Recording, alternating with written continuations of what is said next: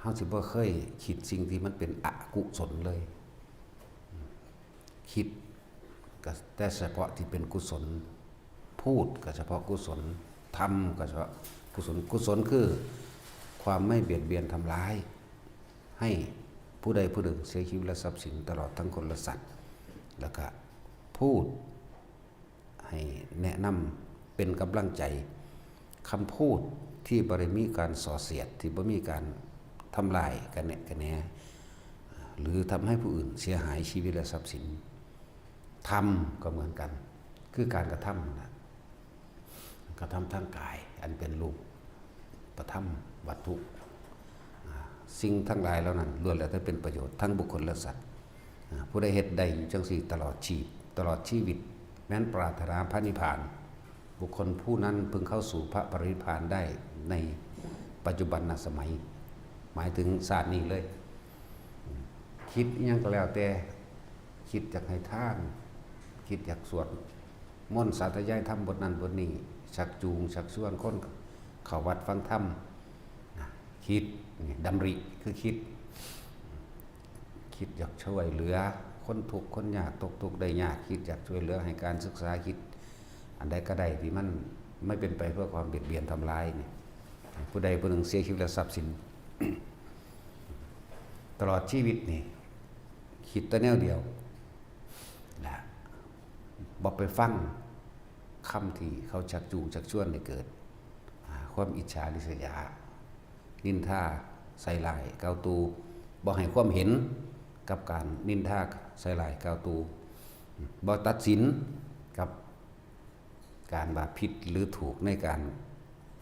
หมายถึงสิ่งที่มันเป็นเหตุให้ผู้อื่นเสียชีวิตและทรัพย์สินนำพวกนี้บ่มีเลยตลอดชีวิตแม้นเขาผู้นั้นปรารถนาซึ่งพระนิพพานเขาจะได้นิพพานในศาสตร์นั้นศาสตร์นั้นสามัญญผลแห่งกุศลธรรมทั้งหลายบทสั้นเพิ่นสิแสดงเอาไว้ว่าสัพพะปาปัสสะอะกะระนังกุศลสูปสัมปดานี่สัจจิตะปริโยธรรมนังเอตังพุทธนาสาสนังผู้ใดที่สั่งสมสิ่งที่เป็นกุศลไม่คิดอกุศลเลยแม้เพียงน้อยนิดทั้งพูดและการกระทำนั้นด้วยบุคคลผู้นั้นแม้ปรารถนาซึ่งพระนิพพานในปัจจุบันชาตินั้นเขาพึงได้สิ่งนั้นนี่เป็นคำสอนนี่เป็นคำสั่งสอนของพระพุทธเจ้าทุกพระองค์พุทธศาสนังศาสะก็คือความรู้ศาสตร์นั่นแหละวิชานั้นศาสตร์นั้นศาสตร์นี้พุทธศาสนังเป็นคำสั่งสอนของพระพุทธเจ้าทุกพระองค์นั่นแหละมันจึงเริ่มต้นด้วยว่าขันติปรมังตะโปติติขานิพพานังปรมังพัทันติวัทันยูนหิปัชชะจิตูปรูปคาติสมโนโหติปรังวิเหทยันโตนั่นแหละเรียกว่าขันติเป็นตบะอย่างยิ่งเป็นเครื่องข่มอกุศลธรรมาเป็นอกุศลธรรมอัปยากตาธรรมาผู้ใดว่างกายว่างวาจาว่างจิตเป็นกลางใดผู้นั้นก็เข้าสู่ความพ้นทุกข์เป็นผู้ไม่สุขเป็นผู้ไม่ทุกข์อทุกขมะนี่บ่สุขบ่ทุกข์ละบาดนั่นแหละคนที่สามารถทำตนทำจิตทำใจทำกายทำวาจาแบบนี้ได้แน่นอนเที่ยงแท้เข้าสู่นิพพานแน่นอนแล้วมันบ่แม่นเฮ็ดแค่นี้บัดนี้ มันก็ต้องมีการฝึกหัดปฏิบัติรู้อยู่กับลมหายใจคำว่าธรรมคือเฮาบ่ฝืนธรรมชาตินั่นแหละสำหรับผู้ที่ออกจากการเวียนว่ายตายเกิดธรรมชาติทั้งหมดในความเป็นไปของหมู่สัตว์ทั้งหลายที่เวียนว่ายตายเกิดเพราะคิดอกุศลธรรมชาติของสัตว์ทั้งหลายที่เวียนว่ายตายเกิดในทางที่ดีเพราะทำสิ่งที่เป็นกุศลแต่ธรรมชาติสองอย่างเราต้องวางนั่นแหละเหนือธรรมชาติเนื้อโลกเป็นโลกุตระเป็นซื่อมันซื่อได้ที่จริงบ่มีหยังบ่มีแบ่งแยกหยังบ่มีการแบ่งแยกคนสัตว์บุคคลสิ่งของจิตเป็นกลางมันบ่แบ่งแยกเราสิสร้างเฉพาะสิ่งที่มันเป็นกุศลอย่างเดียวจังว่าพวกเขาเมื่อ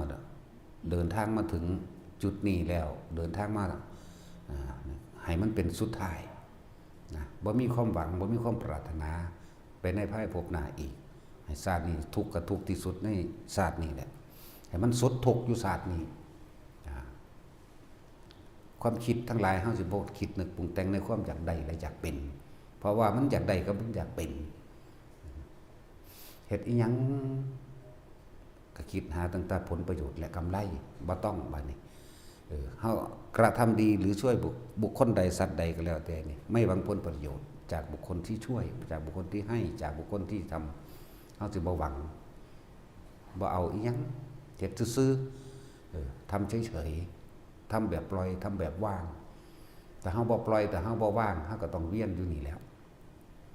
ทำแบบปล่อยทำแบบว่างคือบ่หวังผลนั่นเองใครจะยกย่องเชิดชูว่าดีก็ช่าง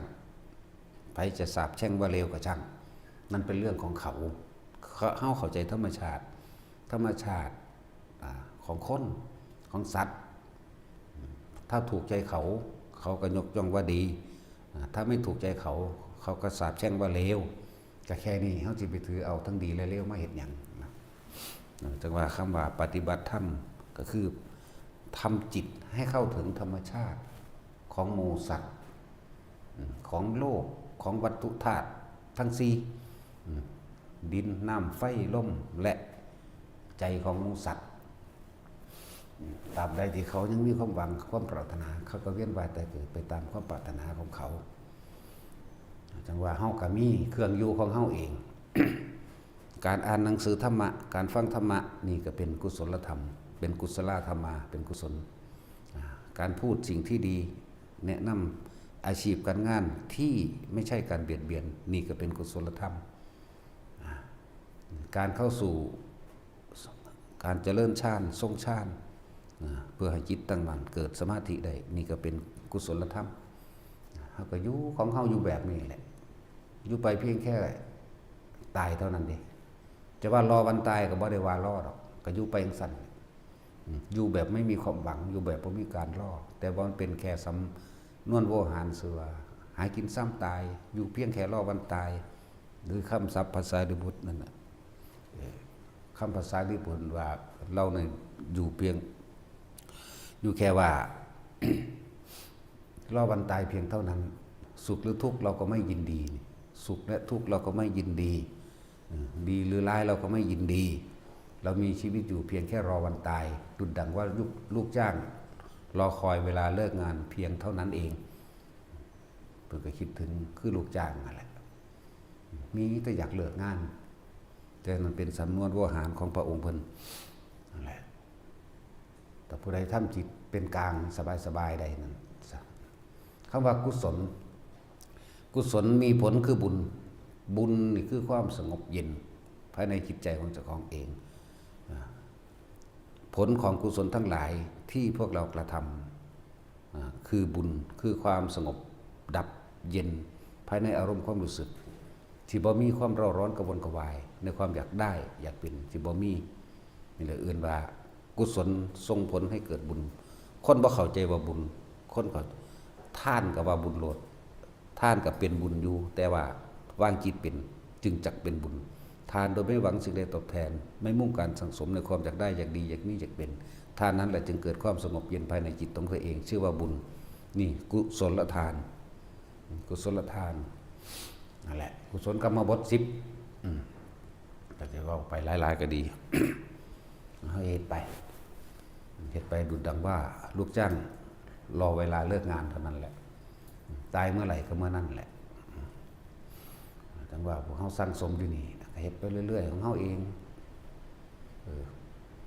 เฮาออกไปโลกข้างนอกเบิ่งโลดมีแต่ความแข่งแย่งแข่งขันชิงดีชิงเด่นกันนี่ธรรมดาบ่มีแต่สิเอาชนะเท่านั้นเด้มีแต่สิรวยมีแต่สิอิทธิพลมีแต่สิอำนาจคนในบ้านบ่เว้ากันเด้เรื่องภาวนาเป็นจังไดสงบอยู่บ่มื้อนี้ชาติ1 2 3เป็นใดมีอาการปิติอยู่บ่ปิติเจ้าเป็นแบบใดเจ้าเป็นแบบใดมีอยู่บ่มีเด้เชิญเถอะบ่มีบ้านนึงมีคนหนึ่งก็หายากธรรมดาเด้นั่นแหละ4-5 หมื่นอำเภอนี่7-80 จังหวัดนี่เอามันสิมีพ่อ4-5 หมื่นคนอยู่บ่ขนาดว่า4 หมื่นกว่าจังหวัดสิมีพ่อ4 หมื่นคนอยู่บ่คิดเบิ่งดีๆเด้อ คน7-80 ล้านในประเทศไทยมีพอ70 คนอยู่บ่นั่นคิดเอาสิภาษาหยังว่าบาทหนึงแต่จังหวะพวกเฮาเราทำเพื่อทิ้งเราไม่ทำเพื่อเอาเลยทิ้งทุกอย่างพอเฮาเห็นแล้วหู้แล้วตามความเป็นจริงแล้วว่าคิดแบบนี้เราร้อนกระวนกระวายคิดแบบนี้สงบเย็นทั้งสองจิตอันนี้บ่เอาละบาดนี้มีแต่สิทำสิ่งที่เป็นกุศลอย่างเดียวอะไรจังว่าเฮ็ดไปเถอะบาดจิตสุดท้ายของแต่ละคนมันบ่มีความปรารถนา